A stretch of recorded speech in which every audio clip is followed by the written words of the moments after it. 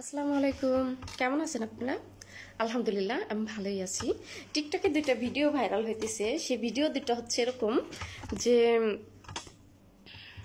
এরকম একটা ভিডিও দেখছি এরকম যে আমি উসমানের মতো স্বামী চাই না, যে বালাকে রেখেও দ্বিতীয়বার বিয়ে করে। আমি হজরত আলী রাদে আল্লাহ তালার মতো স্বামী চাই, যে ফাতিমা রাদে আল্লাহ তালাকে বলবেন যে তুমি একাই চারটার সমান। আর আরেকটা কথা হচ্ছে যে পুরুষ মানুষ বিশ্বাসের যোগ্য না, কেননা পুরুষ মানুষ যতটাই ভালোবাসুক একসময় না একসময় পাহাড় সমান দুঃখ এনে দিবে, যেমন উসমান দিছিলেন বালাকে। ঠিক আছে, তো এখানে কথা হচ্ছে যেটা দুইটা, উসমান বালাকে এক পাহাড় সমান কষ্ট দিছিলেন। কেন দিছেন?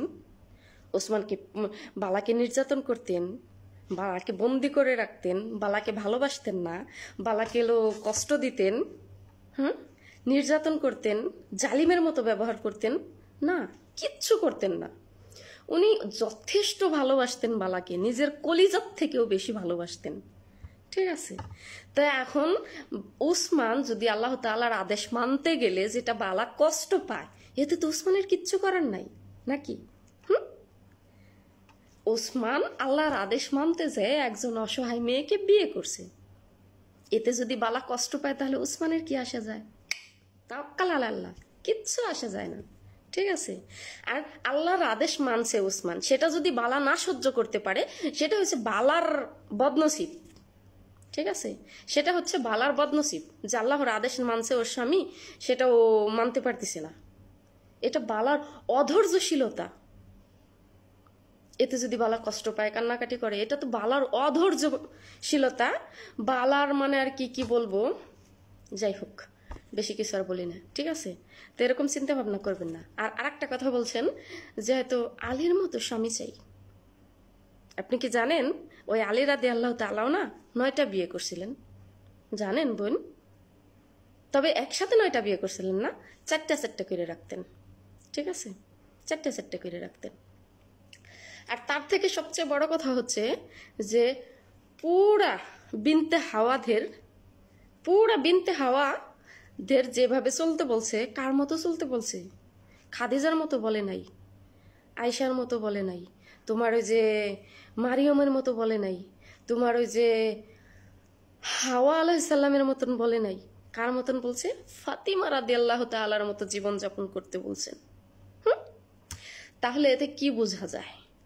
যে আল্লাহ একটা পুরুষকে 4টা বিয়ে করার আদেশ করছে, আল্লাহ অনুমতি দিছে যে হ্যাঁ তুমি 4টা বিয়ে করবা, 4টে মেয়ের দায়িত্ব নিবা, যার সমস্ত ক্ষমতা আমি আল্লাহ তাআলা একটা পুরুষের মধ্যে দিছি। তো সেই ক্ষেত্রে ফাতিমা রাদিয়াল্লাহু তাআলা যদি তার স্বামীকে না ভাগ করেন, তাহলে ভাই আমাকে কেমনে শিখাবে? আমাকে কেমনে শিখাবে? যেমন আমি বড়, আমার ছোট বোনগুলাকে আমি কিছু শিখাবো। ধরেন আমার কাছে 5 টাকা আছে, সে 5 টাকা আমি যদি আমার ছোট বোনদের মধ্যে ভাগ করে না দেই, তাহলে আমার ছোট বোনরা কি করে জানবে যে 5 টাকা ভাগ করে নিতে হবে? জানবে না, তাই না? তাই ফাতিমা রাদিয়াল্লাহু তাআলা যদি তিনি তার স্বামীকে ভাগ না করতে পারেন, তাহলে আমাদেরকে কিভাবে শিখাবেন? যিনি নবীর মেয়ে, আলীর ওয়াইফ, হুসাইন হাসাইনের মা, আর সবচেয়ে বড় কথা যেটা হচ্ছে জান্নাতের সর্দারনি। এটা কেমন কথা বলো? তার নামে আপনারা এরকম কথা বলতেছেন যে সে মানে এক ধরনের এরকম বোঝানো হইতেছে সে একটা অহংকারী মেয়ে, নিজের স্বামীর ভাগ দিবে না। এখনকার বাংলাদেশে জাহিলি যুগের মেয়েদের মতো। আস্তাগফিরুল্লাহ, আস্তাগফিরুল্লাহ, আস্তাগফিরুল্লাহ। আল্লাহ মাফ করুক, আপনাদেরকে হেদায়েত করুক, আর এরকম মন মানসিকতা দূর করেন, আর অন্যের সম্পর্কে এরকম ভাবে কথা বলা বন্ধ করেন। কেমন? সত্যি কথা বলছেন, আমি একেবারে সত্যি কথা বলছি, বুঝতে পারছেন?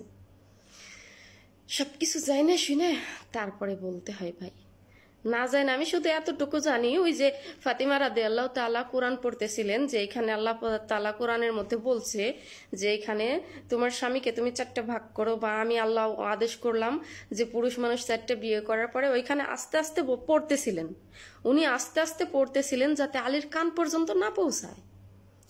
ঠিক তখন আলী রাদিয়াল্লাহু তাআলা উঠে বলছিলেন যে ফাতিমা তুমি আমার একাই 4টার সমান। ঠিক আছে? এই কথা কখনো ফাতিমা রাদিয়াল্লাহু তাআলা বলেন নাই জালি তুমি আর একটা বিয়ে করো না, আমি তোমার ভাগ কখনো দিতে পারবো না, আমি মারা যাব তারপর আমার স্বামীর ভাগ দিব না। আবার এখনো গল্পও শোনা যায় যে একজন মেয়ে মারা গেছে, সে তার ছোট ভাইকে বলে গেছে যে আমি মারা গেলে আমার কবরে রোজ পানি দিয়ে এসো।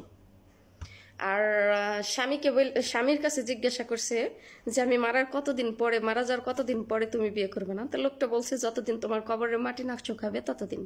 এরকম হিংসুটে মেয়ে ছিলেন না ফাতিমা, বুঝতে পারছেন? এরকম হিংসুটে মেয়ে ফাতিমা ছিলেন না যে আমার স্বামী যাতে বিয়ে না করতে পারে তার জন্য আমার কবরে প্রতিদিন আমার ভাইয়া এসে পানি দিব, যেটা দেখে আমার স্বামী বিয়ে করব না। এরকম হিংসুটে মেয়ে ফাতিমা ছিলেন না। এরকম কথাবার্তা বলা বন্ধ করেন, ঠিক আছে? লা হাওলা ওয়ালা কুওয়াতা ইল্লা বিল্লাহিল আলিয়্যিল আযীম। সঠিকটা বোঝার চেষ্টা করেন, সত্যটা জানার চেষ্টা করেন, আর এরকম জাহিলি কথাবার্তা বলার বন্ধ করেন। কেমন বোন, তাই না?